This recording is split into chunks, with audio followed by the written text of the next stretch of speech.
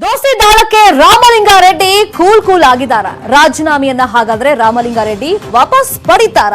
ಅದಕ್ಕೆ ಉತ್ತರ ಬಹುಶಃ ಇವತ್ತು ಗೊತ್ತಾಗಬಹುದು ಅಂತ ಅನ್ಸುತ್ತೆ. ರೆಡ್ಡಿ ಮನವೊಲಿಕೆಗೆ ಗುಲಾಂ ನಬಿ ಆಜಾದ್ ದೆಹಲಿಯಿಂದ ದೌಡಾಯಿಸಿ ಬರ್ತಾ ಇದ್ದಾರೆ. ದೋಸ್ತಿ ದಾಳಕ್ಕೆ ಹಾಗಾದ್ರೆ ರಾಮಲಿಂಗಾರೆಡ್ಡಿ ಮಣಿತಾರ, ರಾಜೀನಾಮೆಯನ್ನ ವಾಪಸ್ ಪಡ್ಕೊಳ್ತಾರ ಅನ್ನೋದು ಸದ್ಯಕ್ಕಿರುವಂತ ಪ್ರಶ್ನೆ. ಅಷ್ಟೇ ಅಲ್ಲ, ರೆಡ್ಡಿ ಮನವೊಲಿಕೆಗೆ ಇದೀಗ ದೆಹಲಿಯಿಂದ ಗುಲಾಂ ನಬಿ ಆಜಾದ್ ಅವರು ಕೂಡ ಬರ್ತಾರೆ, ಭೇಟಿ ಮಾಡ್ತಾರೆ.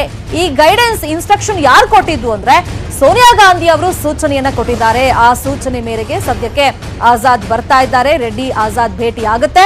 ಬೆಂಗಳೂರಿಗೆ ಬರ್ತಾ ಇದ್ದಂತೆ ರಾಮಲಿಂಗಾರೆಡ್ಡಿ ಜೊತೆ ಸಭೆಯನ್ನ ಮಾಡ್ತಾರೆ ಗುಲಾಂ ನಬಿ ಆಜಾದ್.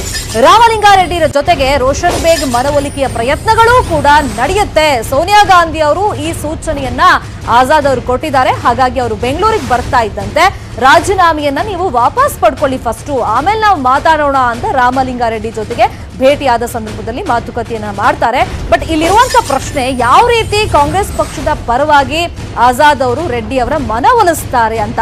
ಅಷ್ಟೇ ಅಲ್ಲ, ಸೋನಿಯಾ ಗಾಂಧಿ ಅವರು ಏನೆಲ್ಲ ಪಾಯಿಂಟ್ಸ್ ಅನ್ನ ಹೇಳಿ ಕಳಿಸಿದ್ದಾರೆ ಹಾಗಾದ್ರೆ ಗುಲಾಂ ನಬಿ ಆಜಾದ್ ಅವ್ರಿಗೆ ಅಂತ. ಬೆಂಗಳೂರಿಗೆ ಬರ್ತಾ ಇದ್ದಂತೆ ರಾಮಲಿಂಗಾರೆಡ್ಡಿ ಅವ್ರ ಜೊತೆಗೆ ಮಾತುಕತೆ ಮಾಡ್ತಾರೆ.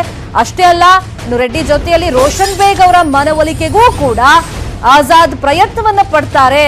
ಅವರನ್ನು ಕೂಡ ಮನವೊಲಿಕೆ ಮಾಡಬೇಕು ಅಂತ ಸೋನಿಯಾ ಗಾಂಧಿ ಅವರು ಹೇಳಿ ಕಳಿಸಿದ್ದಾರೆ ಅಂತ ಗೊತ್ತಾಗಿದೆ. ಬಟ್ ಇವಾಗ ದೋಸ್ತಿ ನಾಯಕರು ಏನ್ ದಾಳವನ್ನ ಹಾಕ್ತಾ ಇದ್ದಾರೆ, ಅದಕ್ಕೆ ರಾಮಲಿಂಗಾರೆಡ್ಡಿ ಅವರು ಮಣಿತಾರ ಅನ್ನೋದು ಸದ್ಯಕ್ಕಿರುವಂತ ಪ್ರಶ್ನೆ. ಆದಷ್ಟು ಬೇಗ ಗುಲಾಂ ನಬಿ ಆಜಾದ್ ಅವರು ಬೆಂಗಳೂರಿಗೆ ಬರ್ತಾ ಇದ್ದಂತೆ ಒಂದ್ ಕಡೆ ರಾಮಲಿಂಗಾರೆಡ್ಡಿ ಜೊತೆಗೆ ಇನ್ನೊಂದ್ ಕಡೆ ರೋಷನ್ ಬೇಗ್ ಮನವೊಲಿಕೆಗೆ ಪ್ರಯತ್ನವನ್ನ ಮಾಡ್ತಾರೆ.